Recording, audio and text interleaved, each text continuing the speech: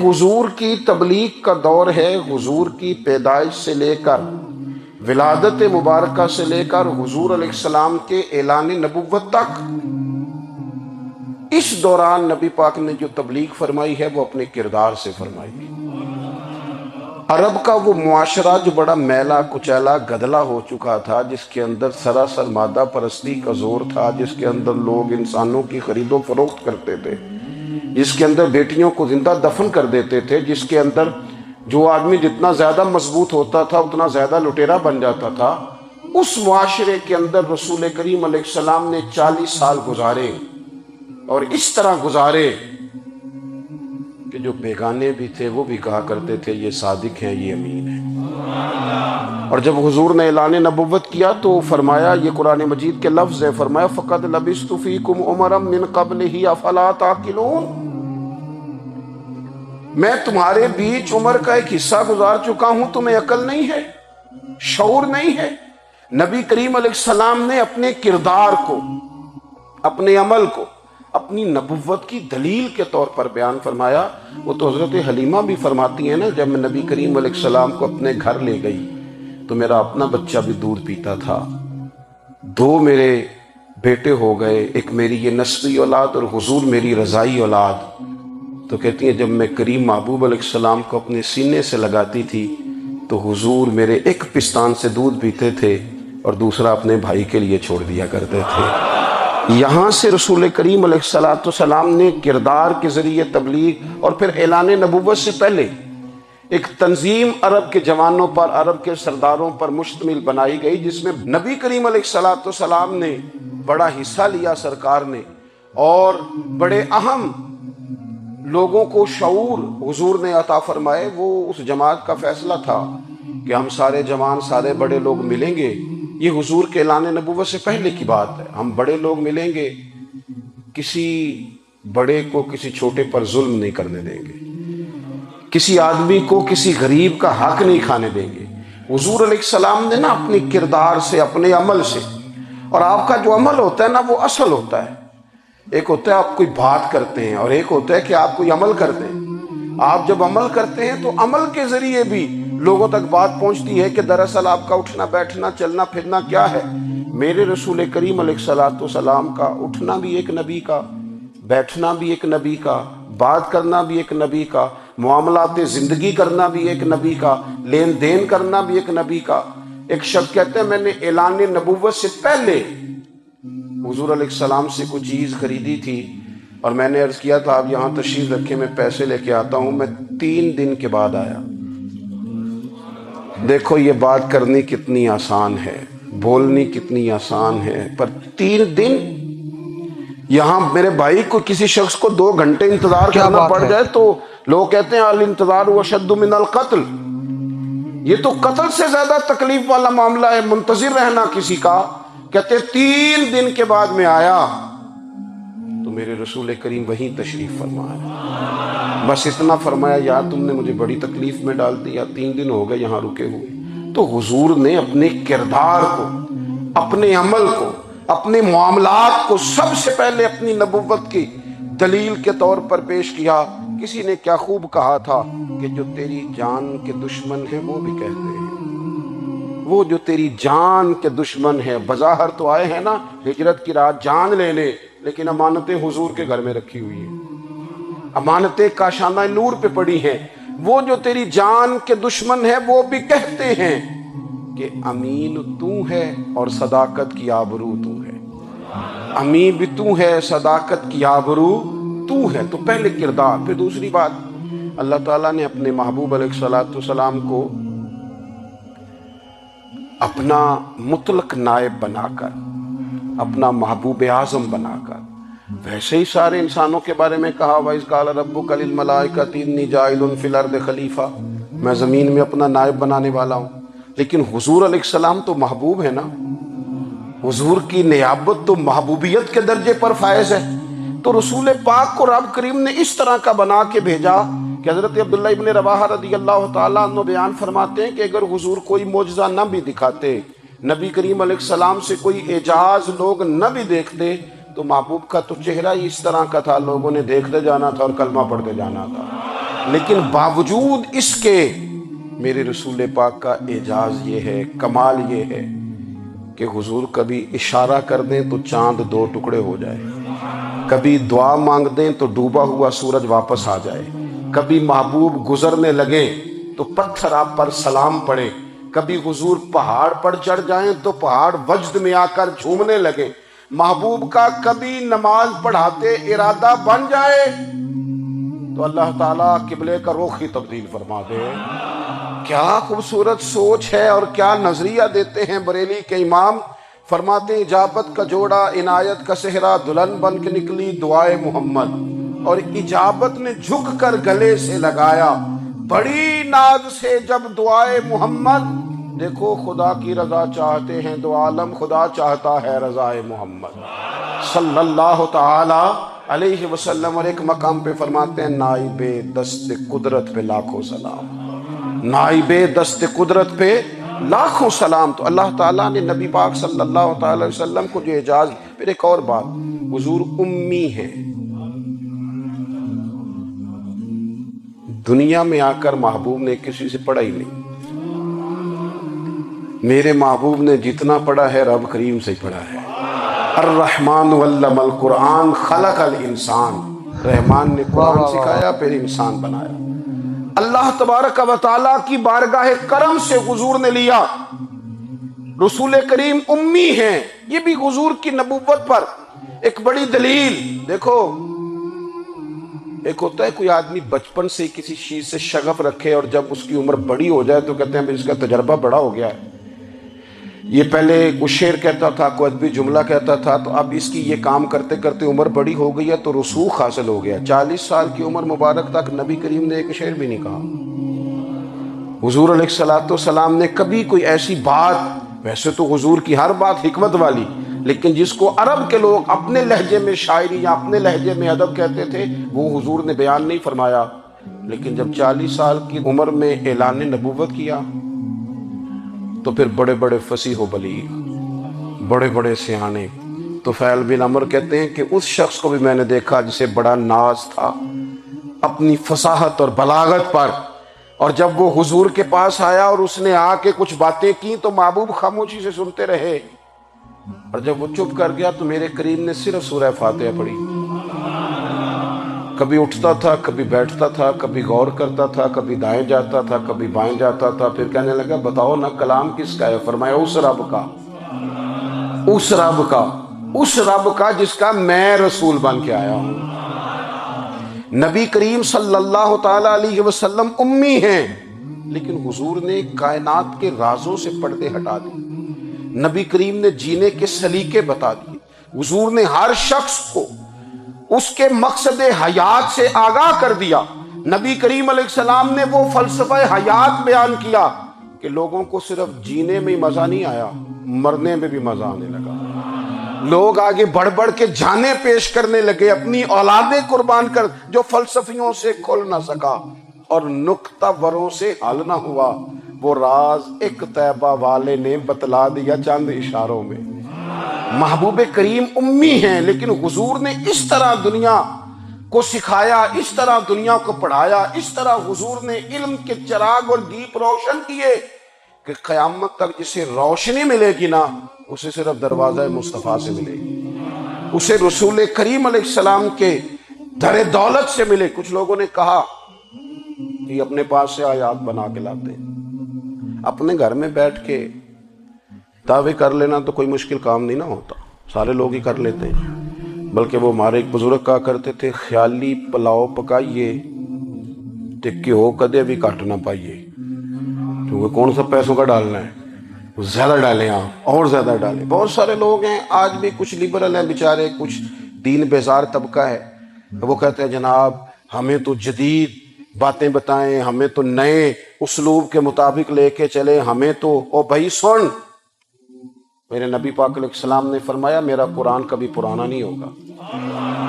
اسے پڑھ کے دیکھ، اس کی جدت کا حسن دیکھ، یہ تو کھلا ہوا باغ ہے، تو ایک دفعہ اس کے قریب آئے گا تو خوشبو ملے گی، دوسری دفعہ آئے گا تو اس سے زیادہ تازی ملے گی، ایک دفعہ پھل کھائے گا تو مزیدار ہوگا اور دوسرا کھائے گا ہو سکتا ہے شکل ملتی جلتی ہو لیکن ذائقہ بڑا نرالا ہوگا۔ تو آ تو صحیح نا. جب کچھ لوگوں نے کہا یہ خود سے بنا کے آیات لاتے ہیں تو فرمایا وَإِن كُنتُمْ فِي رَيْبٍ مِّمَّا نَزَّلْنَا عَلَىٰ عَبْدِنَا فَأْتُوا بِسُورَةٍ مِّن مِّثْلِهِ. اگر تمہیں کوئی شک ہے اس میں جو ہم نے اپنے بندہ خاص میں نازل کیا ہے تو تم بھی اس جیسی ایک آیت بنا کے لاؤ. اور چلو چیلنج کھلا ہی دے دیا. فرما وَادْعُوا شُهَدَاءَكُم مِّن دُونِ اللَّهِ. اللہ اور اللہ والوں کو چھوڑ دو. تفسیری ترجمہ عرض کر رہا ہوں, یعنی صحابہ کو چھوڑ دو, حضور کے ماننے والوں کو چھوڑ دو, باقی ساری دنیا کے کافر اکٹھے ہو جاؤ, ایک آیت بس قرآن جیسی لے کے آؤ, ایک آیت لے کے آؤ. ان کنتم صادقین, اگر تم سچے ہو. جوانوں سنو, کہا ایک آیت. اور یہ چیلنج آج تک قرآن مجید کا موجود ہے, آج تک. وَإِن كُنتُمْ فِي رَيْبٍ مِّمَّا نَزَّلْنَا عَلَىٰ عَبْدِنَا فَأْتُوا بِسُورَةٍ مِّن مِّثْلِهِ. تم قرآن کے مقابلے کی ایک سورت لے کے آؤ اور سارے حمایتی اکٹھے کر لو اپنے. ان کنتم صادقین, اگر تم سچے ہو. جواب تو ادھر سے آنا تھا نا, لیکن کائنات کے رب نے جواب بھی خود دیا. فرمایا فَإِن لَّمْ تَفْعَلُوا وَلَن تَفْعَلُوا. اگر تم نہ لا سکے, اور فرمایا تم لا سکتے بھی نہیں. اگر تم نہ لا سکے اور تم لا سکتے بھی, نہ خنجر اٹھے گا نہ تلوار تم سے, یہ بازو میرے آزمائے ہوئے ہیں. وَلَن تَفْعَلُوا, تم لا بھی نہیں سکتے. فَاتَّقُوا النَّارَ الَّتِي وَقُودُهَا النَّاسُ وَالْحِجَارَةُ. پھر اس آگ سے ڈر جاؤ جس کا ایندھن آدمی اور پتھر ہے.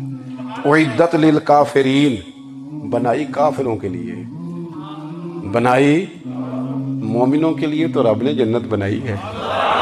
اُعِدَّتْ لِلْكَافِرِينَ, یہ دوزخ اللہ نے کن کے لیے بنائی ہے؟ اُعِدَّتْ لِلْكَافِرِينَ کہتا ہے کافر کے لیے بنایا. تو اللہ تبارک و تعالیٰ نے میرے رسول پاک صلی اللہ تعالیٰ علیہ وسلم کو وہ کتاب عطا فرمائی, اور پھر حضور کی فصاحت و بلاغت, معرفت. دیکھو ایک ہوتا ہے گھنٹوں باتیں کرنا, ایک ہوتا ہے کئی والیم پر مشتمل, کئی جلدوں پر مشتمل کتب کا لکھنا, اور ایک ہوتا ہے کسی بندے کا ایک بات کرنا اور سامنے والے کی طبیعت کو اتنا جگا دینا کہ اگلی بات فوراً ہی اس کی سمجھ میں آ جائے. اور حضور نہ کسی کی انا کو نہیں جگاتے تھے. ہم بعض اوقات کسی سے خطاب کرتے ہیں, بات کرتے ہیں تو سامنے والے کی انا کو جگا دیتے ہیں, ٹھیس پہنچاتے ہیں. وہ کہتا ہے چل پھر تگڑا ہو جا, میں بھی آیا. حضور انا نہیں جگاتے تھے, میرے نبی پاک ضمیر جگاتے تھے تاکہ وہ شخص فیض حاصل کر سکے, اسے کچھ ملے. نبی کریم کا جو انداز تکلم ہے وہ اس طرح کا ہوتا تھا کہ انسان خود بخود کھل اٹھتا تھا کہ مطلب یہ بات ہونے کیا لگی ہے, مطلب حضور کیا فرمانے لگے. نبی کریم صلی اللہ تعالی علیہ وسلم, ایک دن محبوب کریم نے صحابہ کے یہ حضور کی فصاحت و بلاغت دیکھے. فرمایا محبوب نے کتنا نادان ہے وہ شخص جو اپنے ماں باپ کو گالی دے. کھلی ہو گئی لوگوں کی آنکھیں, کان کھڑے ہو گئے کہ یا رسول اللہ کون ایسا بدبخت ہے جو ماں باپ کو گالی دے گا. تو اب جب سوالات ذہنی سطح پر پوری طور پر ابھر گئے نا, تو اب رسول کریم نے بات سمجھائی. یہ ہے فصاحت و بلاغت. تیرے آگے ہیں یوں دبے لجے فصحاء عرب کے بڑے بڑے, کوئی جان منہ میں زبان نہیں بلکہ جسم میں جان نہیں. یا رسول اللہ کون ایسا نالائق ہے جو ماں باپ کو گالی دے. اب جب ذہنی سطح یہاں تک ابھر آئی تو اب حضور نے سمجھایا. فرمایا جب تم کسی کے ماں باپ کو گالی دو گے نا تو وہ بھی تو جواب میں تمہارے ماں باپ کو دے گا نا. تو فی نفس ہی یہ تم نے خود ظلم کیا ہے اپنے ماں باپ پر. کیوں تم نے ایسا لہجہ اختیار کیا کہ جس سے سامنے والے کی انا جاگ جائے اور وہ تمہارے مقابلے میں آ کر کے کھڑا ہو جائے. کیوں تم نے اس طرح کے انداز اختیار کیے کہ جس سے سامنے والا بھی سارے پنجے کھڑے کر کے باہر نکل آئے اور کہے آ جاؤ پھر میں بھی میدان میں حاضر ہوں. رسول کریم کی فصاحت بلاغت دیکھیں نا, حضور 2-4 جملوں میں ساری بات سمجھا جاتے ہیں. ایک حدیث پاک اگر ہماری سمجھ میں آ جائے, ایک روایت نبی پاک صلی اللہ تعالی علیہ وسلم نے فرمایا خوبصورت مسلمان وہ ہے جو بے مقصد باتوں کو چھوڑ دے. لو اس سے پوری زندگی سجائی جا سکتی ہے, ایک جملے سے پوری زندگی سواری جا سکتی ہے. کوئی لمبی چوڑی باتوں میں جانے کی ضرورت نہیں. کہا خوبصورت مسلمان یہ ہے جو بے مقصد باتوں کو چھوڑ دے, لا یعنی باتوں کو کیا کہتے ہیں ہمارے دیہات کے لوگ، جڑے پنڈ جانا نہیں وہ راہ پوچھنے دی. لیکن آج کل لوگ باز آندے یعنی جس بات کا بالکل تعلق نہیں نا وہ بات بھی کرتے جاتے ہیں، جس کا شعبہ ہی نہیں وہ بھی چھلانگ لگا لگا کے اس میں آ جاتا ہے. ہم اپنا وقت ضائع کرتے ہیں، اپنی صلاحیتیں ضائع کرتے ہیں، اپنا نقصان کرتے ہیں. ہم اپنا کام صحیح کر کے نہیں کرتے اور دوسری ساری دنیا کو ٹھیک کرنا چاہتے ہیں. او بھائی، آپ جس جگہ جس شعبے سے تعلق رکھتے ہیں آپ اپنے معاملات میں مضبوطی پیدا کریں. حضور نے اپنی فصاحت کے ساتھ، بلاغت کے ساتھ لوگوں کو قائل کیا، اور قرآن مجید کی تاثیر کا یہ اثر میرے کریم رسول نے دکھایا کہ رات کو جب حضور بیٹھ کے قرآن پاک پڑھتے تھے نا، جب یاسین والے نبی خود یاسین کی تلاوت کریں، جب طٰہٰ والے محبوب خود طٰہٰ کی تلاوت کریں، غور کرو نا، جب مدثر والے محبوب خود ان جملوں کو ادا کریں، یعنی جن کے بارے میں آیت آئی ہے جب وہی یہ آیت پڑھیں کہ اِنَّا أَعْطَيْنَاكَ الْكَوْثَرَ، یعنی جن کا ذکر ہو رہا ہے جب وہ یہ بات کریں کہ یا ایھا النبی انا ارسلناک شاہدا ومبشرا ونذیرا لتؤمنوا باللہ ورسولہ وتعزروہ وتوقروہ وتسبحوہ بکرۃ واصیلا، جن کے بارے میں آیت آئی ہے جب وہ یہ کہہ رہے ہوں کہ ورفعنا لک ذکرک، جب وہ کہہ رہے ہوں والضحیٰ واللیل اذا سجا، ذرا اس کیفیت کو دیکھیں جب محبوب خود پڑھ رہے ہوں، اور جو حضور پر آئی ہیں اس کا ذائقہ، اس کا لطف، اس کا انداز بھلا کیا ہوگا. حضور جب رات کو پڑھتے تھے نا قرآن پاک تو جو پکے کافر تھے نا، ابو جہل جیسے لوگ، وہ بھی جھاڑیوں میں چھپ چھپ کے مدینے والے کی تلاوت سنا کرتے، حضور کی تلاوت سنا کرتے تھے. یہی بہتر ہے کہ پردوں میں وہ پردہ پوش رہے، وہ اگر پردے ہٹا دے تو کسے ہوش رہے. رسول کریم علیہ السلام کی تلاوت کا سننا، قریب جانا، یہ اعجاز ہے. حضرت فاروق اعظم کہتے ہیں میں طبیعت کا بڑا ڈاڈا تھا، مزاج کا بڑا سخت تھا، زندگی ہمیشہ ڈٹ کر گزاری، باتوں پر کھڑا رہنا آتا تھا، پر جب میری بہن نے مجھے چند آیتیں سنائی نا تو میں تڑپ ہی گیا. گھروں آیا سا مار مقامنے نو، ہن مینو مار دے لے چلو، اوے متے عمر دی عمر برباد ہو جائے جتھے عمر سوار دے لے چلو. یہ اعجاز ہے رسول کریم صلی اللہ تعالی علیہ وسلم پر نازل ہونے والی کتاب کا. پھر حضور نے خبریں دی، نبی پاک نے خبریں دی. حضور نے فرمایا روم فتح ہوگا، وہ ہوا. نبی کریم علیہ السلام نے فرمایا شام فتح ہوگا، تو شام فتح ہوا. فرمایا ایران فتح ہوگا، تو ایران فتح ہوا. سراقہ بن مالک کہتے ہیں ایک گاؤں پر بھی مسلمانوں کی حکومت نہیں تھی. ایک گاؤں پر حضور مکہ مکرمہ سے نکل رہے تھے، مدینہ طیبہ تشریف لے جا رہے تھے، ابھی راستے میں تھے. میں 100 سرخ اونٹوں کے لالچ میں معاذ اللہ حضور کو گرفتار کرنے پہنچ گیا. محبوب نے حکم دیا، حضور کا معجزہ میں نے آنکھوں سے دیکھا، میرا گھوڑا زمین میں دھستا چلا گیا. میں نے معافی مانگی، حضور نے معاف کر دیا. میں نے سمجھا اچانک ہو گیا ہے. یہ منوانا بھی بڑا مشکل کام ہے. شجر و حجر پہچان گئے، انسان کی نظروں میں شاکی رہا. یہ کچھ ایسے لوگ ہیں جن کو منوانا توبہ توبہ، ماننے کو تیار نہیں، دیکھ دیکھ کے بھی ماننے کو تیار ہے نہیں، ماننے کو تیار ہی نہیں. کہتے ہیں کہ میں نے پھر چاہا آگے بڑھنا تو پھر زمین کے اندر میرے گھوڑے کے پیر دھنسنے لگے. پھر معافی مانگی. کریم تیرے معاف کرنے کی ادا پہ بھی قربان جائیں. یہ نہیں فرمایا کہ تو بار بار یوں ہی کرتا ہے، فرمایا معافی مانگتا ہے جا میں نے معاف کیا.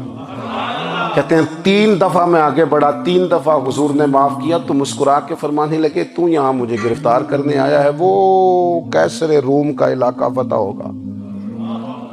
وہ کنگن جو پہنتا ہے نا ہاتھوں میں، بادشاہ کے کنگن معروف ہیں، وہ تیرے ہاتھوں میں آئیں گے. اللہ کرے آپ سمجھیں. یہ جو لوگ ڈری ڈری سہمی اور ہمارے بچے مایوسی کی معاذ اللہ باتیں کرتے ہیں، وہ دیکھیں حضور کس طرح کی گفتگو فرماتے ہیں. ابھی ایک گاؤں پر بھی اسلام کی حکومت نہیں، لیکن حضور کا خبر دینے کا انداز. کریم فرمانے لگے وہ کیسر روم کے جو کنگن ہوں گے وہ تیرے ہاتھوں میں آئیں گے. جناب سراقہ بن مالک فرماتے ہیں کہ میں مسلمان ہو گیا، حضور کا وصال ہو گیا، کنگن نہیں آئے. حضرت ابو بکر صدیق کا وصال ظاہری ہو گیا، کنگن نہیں آئے، جناب عمر کا دور آ گیا، سراقہ بوڑھے ہو گئے، کوئی بندہ پوچھتا نہ کہ اب تو عمر ڈھل گئی ہے، زندگی کا پتہ نہیں، کہنے لگے نہیں میں نہیں جاتا، جب تک کنگن نہیں آتے اسرائیل کوئی نہیں آئیں گے، کیونکہ ساڈے نبی دی زبان ساڈے واسطے قرآن، جو دن کو کہہ دیا دن ہے تو دن نکل آیا، جو شب کو کہہ دیا شب ہے تو رات ہو کے رہی، اور خدا نے ان کی زبان کو وہ اختیار دیا، جو نکلی منہ سے ان کے وہ بات ہو کے رہی۔ اور فاضل بریلوی کا تو انداز ہی پھر انوکھا ہے نا، وہ تو کہتے ہیں وہ زبان جس کو سب کن کی کنجی کہے، جس کو سب کن کی کنجی کہیں، اس کی نافذ حکومت پہ لاکھوں سلام۔ کہنے لگے نہیں آتے حضرت اسرائیل، فکر نہ کرو، بوڑھے ہو گئے تھے، نکلنا گھر سے بند کر دیا تھا، حضرت عمر کا دور تھا، کنگن آ گئے۔ حضرت فاروق اعظم نے ان کے پوتوں سے، نواسوں سے، بچوں سے کہا جاؤ بلا کے لاؤ، کہا دادا جان بوڑھے ہیں، فرمایا تم کان میں کہہ دینا کنگن آ گئے، پھر تم دیکھنا تو صحیح۔ پھر حضرت سراقہ آئے، حضور نے جو خبریں دیں، نبی پاک علیہ الصلوۃ والسلام نے جو گزشتہ قوموں کے احوال بیان کیے، اور پھر میرے نبی پاک علیہ الصلوۃ والسلام نا دنیا میں عزتیں دینے آئے، عزتیں۔ یہ مزاج ہمیں کم کرنا چاہیے، یہ جو ہم ساری زندگی اس کام میں لگا دیتے نا کسی کو نیچا کیسے دکھانا ہے، یہ انداز حضور نے نہیں ہمیں دیا۔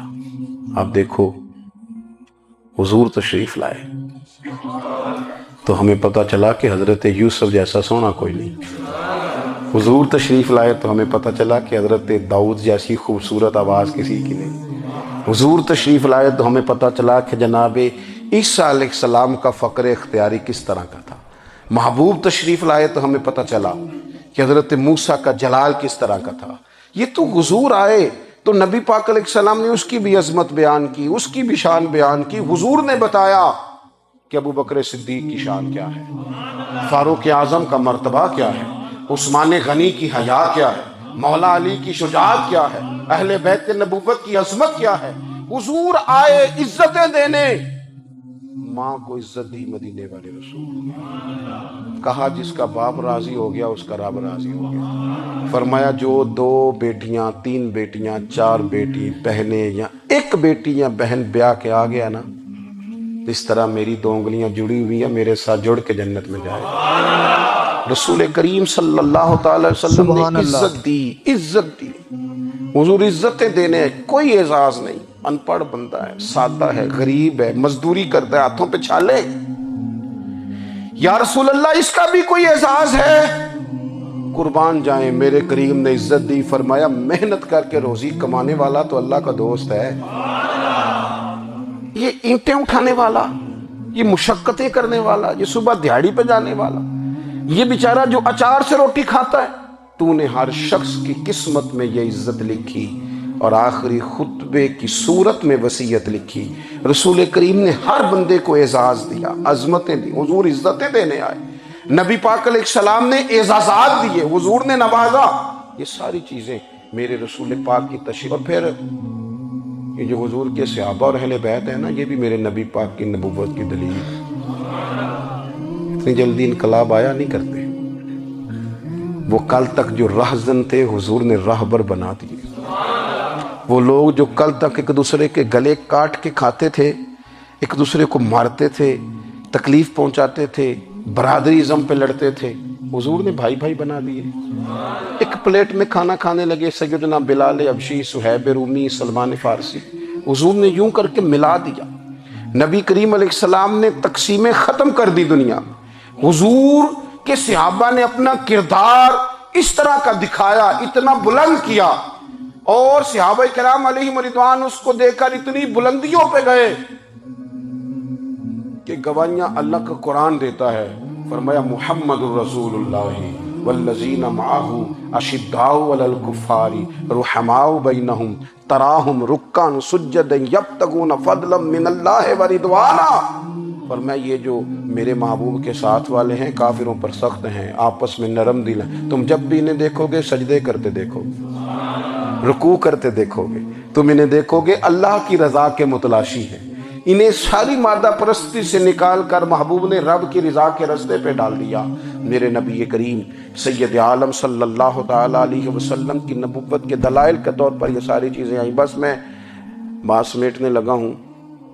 حضور کا جو اخلاق ہے نا، وہ بھی نبی کریم علیہ السلام کی نبوت کی بہت بڑی دلیل ہے۔ وَإِنَّكَ لَعَلَىٰ خُلُقٍ عَظِيمٍ، محبوب ہم نے آپ کو نا خلق عظیم کا مالک بنایا ہے۔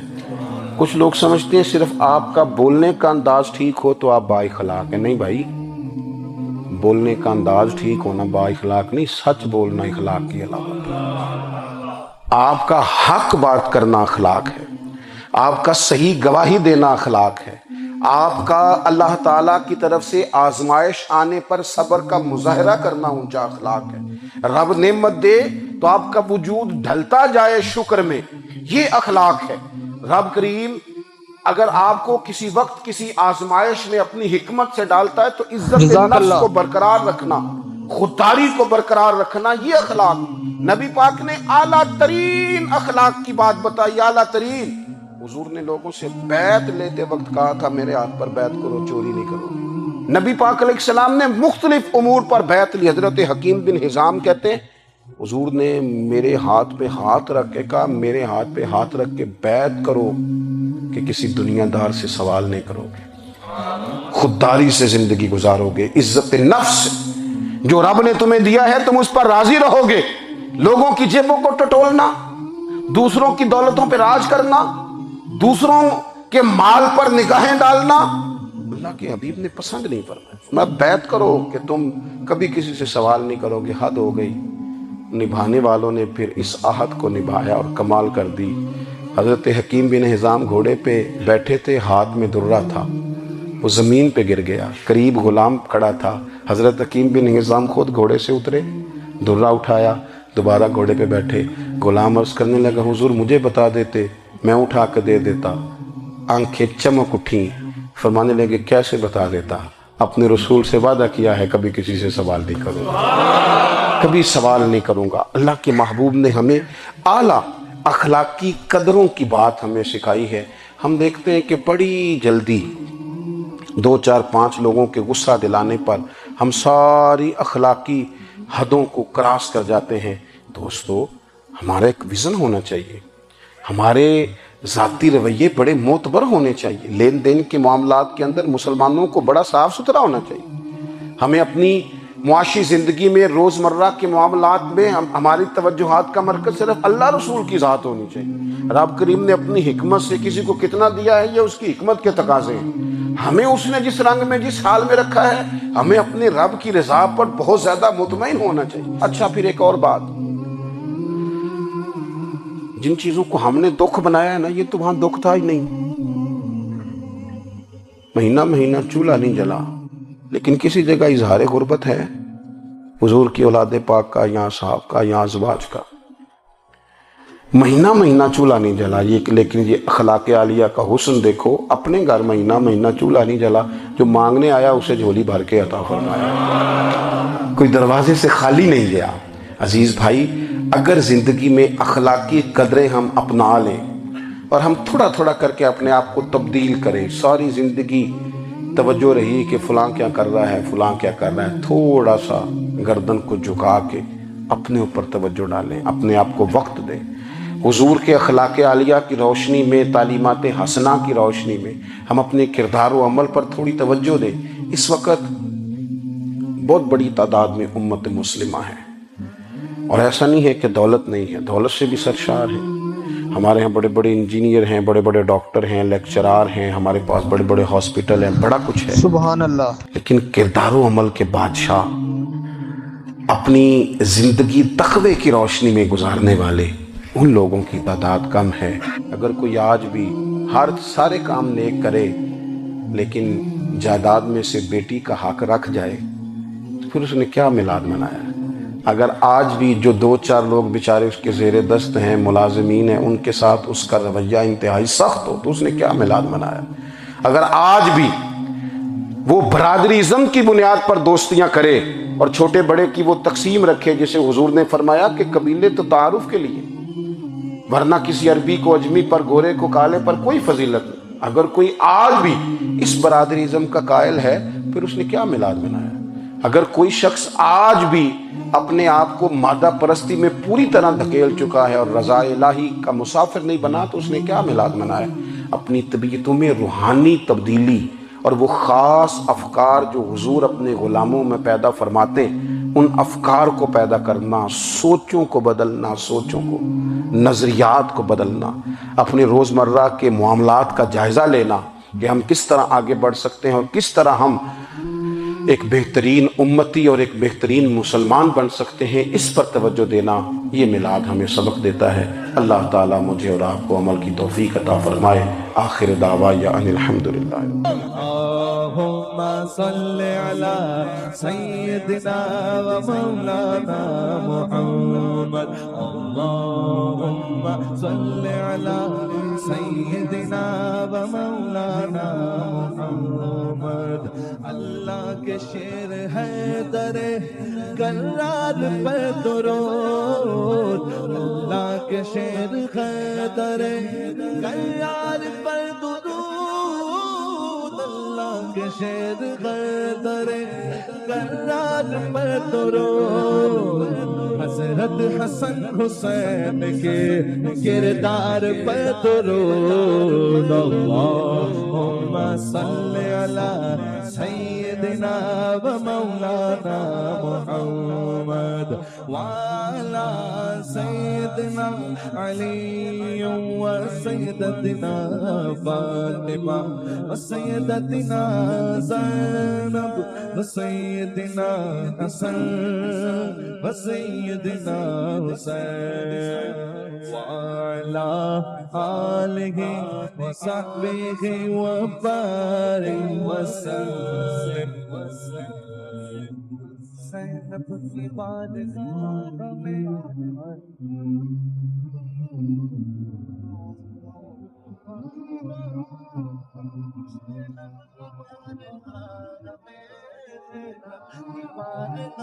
ہمیں سلام نیاز ہے، زینب کی بارگاہ میں سلام نیاز ہے، جو مرتضیٰ کی لاڈلی زہرا کا ناز ہے، اللہم صل علی سیدنا و مولانا محمد وعلی سیدنا علی و سیدتنا فاطمہ و سیدتنا زینب و سیدنا حسن و سیدنا حسین۔